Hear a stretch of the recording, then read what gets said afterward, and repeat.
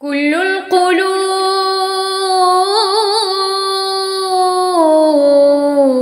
إلى الحبيب تميل. كل القلوب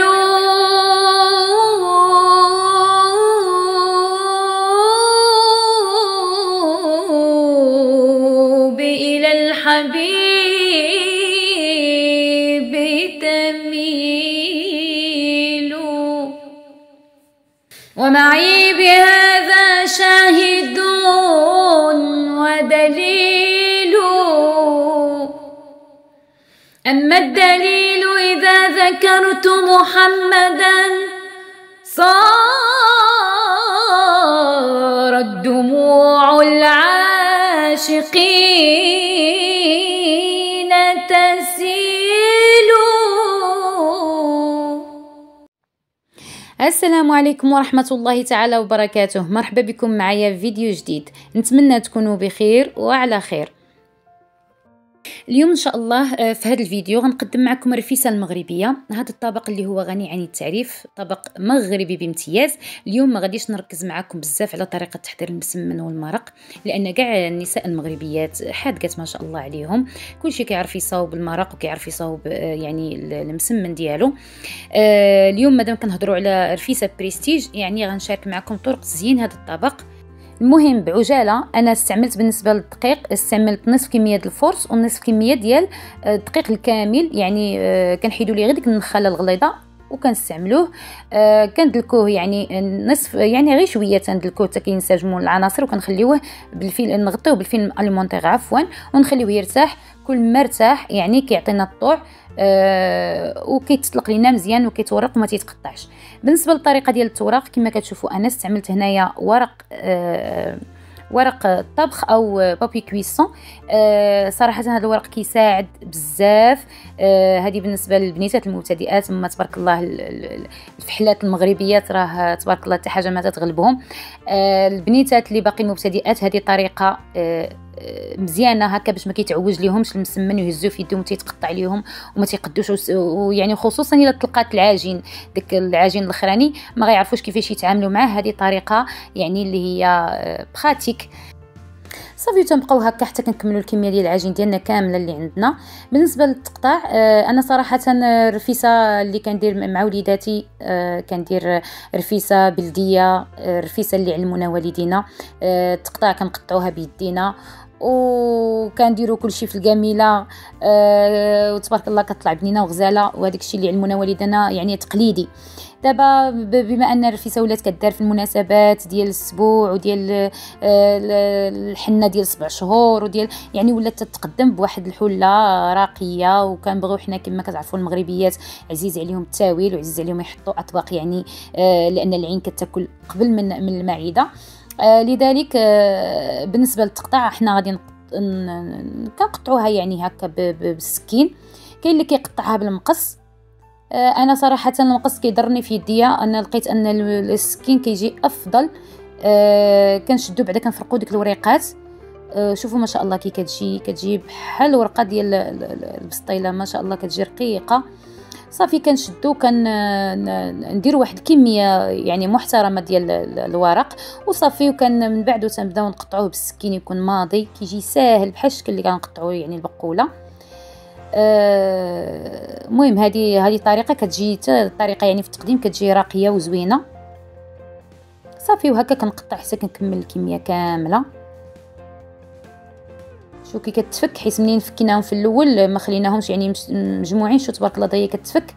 وهذه ديال الزرع كتجي غزاله وصحيه وبنينه، غير جربوها. يعني واخا كنخويو على داك المرق ما تتعجنش، يعني ما شاء الله كتجي رقيقه بزاف كما كتشوفوا. بالنسبه للدجاج ديال الرفيسه، كل ما ترقد في القامه اللي ديالو يعني كيعطي نتيجه افضل. هنا في واحد البول درت انايا معلقه ديال القزبور يابس، الكركم، السكينجبير، اليبزار او الفلفل الاسود. درت معاه واحد معلقه ديال راس الحانوت اولا المساخن، ودرت معاهم واحد المكعب ديال الطامه ديال الدويمه ديال الزعفران الحر، وواحد 2 حبات ديال البسيبيسه. ودرت الزعفران حر، رقدته يعني شعره، رقدته في الماء، واحد المعلقه ديال السمن. من بعد كنضيفوا السمن يعني من كنبغيو يعني في الاخر نقدموا للطبق كنزيدوا مازال السمن. صافي كنخلطوا هذيك العناصر كامله بهذيك الماء ديال الزعفران، وكنشرملوا الدجاجه ديالنا مزيان. الدجاجه اصلا كتكون يعني مغسوله مسبقا يعني بالملح ومقطره يعني مزيان. هنا الملح كنديروا على حسب الذوق. صافي كنشرملوا الدجاجه ديالنا مزيان ونخليوها تبات او لا تجلس واحد الساعه حتى لساعتين على الاقل. هنا بالنسبه للمرافقات اللي غادي نرافقوا بهم هاد الرفيسه، عندنا شويه ديال التفايه، درنا ليها شويه ديال التوابل، البصله والزيت، شويه ديال الابزار، شويه ديال الكركم، شويه راس يعني المساخن، شويه الزيت، وكنعصروا عليها الكوكوط وكنخليوها يعني طيب واحد شويه حتى كتدبال. من بعد كنعسلوها بشويه القرفه والسكر.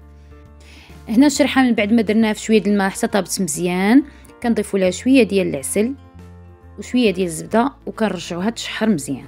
اما بالنسبه للمشماش فما غاديش نعسلوه، غادي نرقدوه في شويه الماء حتى يرطب باش يبقى محافظ على الشكل ديالو.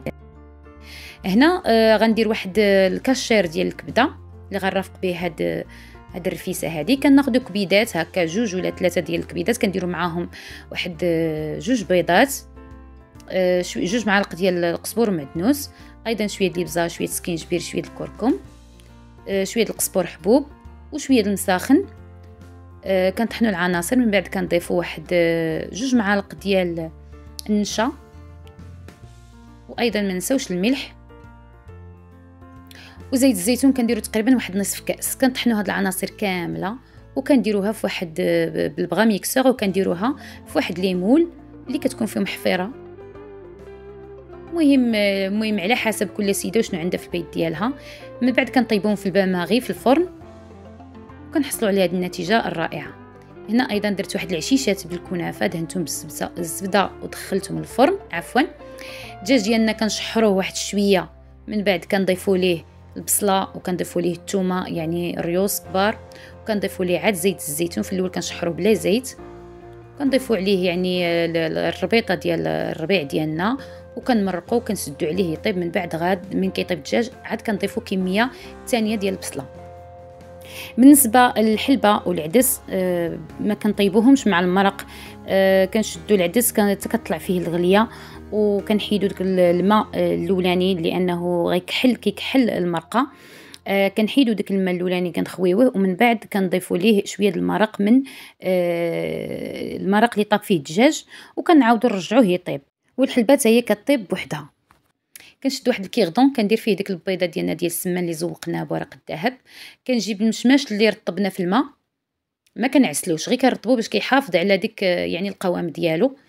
صافي وكنديروهم بحال شكل الوريده، كنديروه تحت من ديك البيضه ديال السمان.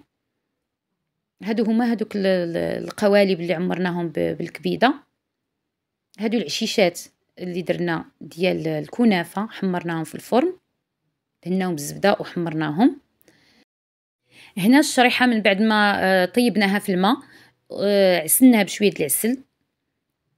بالنسبه للتفايه من بعد ما طابت لينا درنا لها شويه القرفه والسكر.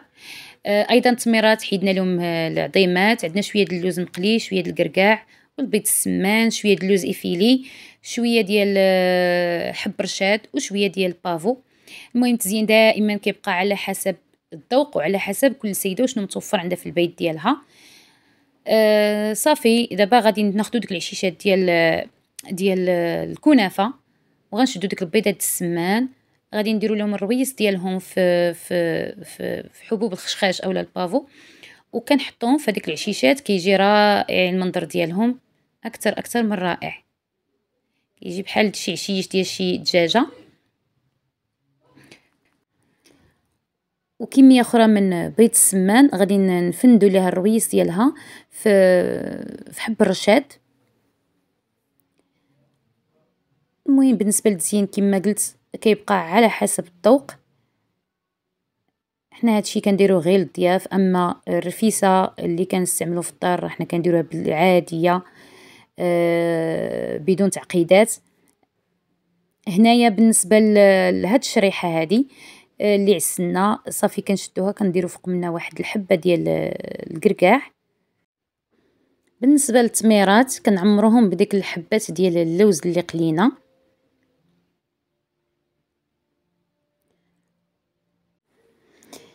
اذا نبقى هكا حتى نكمل الكميه كامله اللي عندي.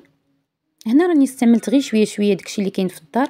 هنا بالنسبه للتفايه ديالنا كنعسلوها مزيان حتى ما كيبقاش فيها حس الماء كتولي معلكه. كنضيف لها عفوا كنكوروها وكنفندوها في ديك اللوز ايفيلي.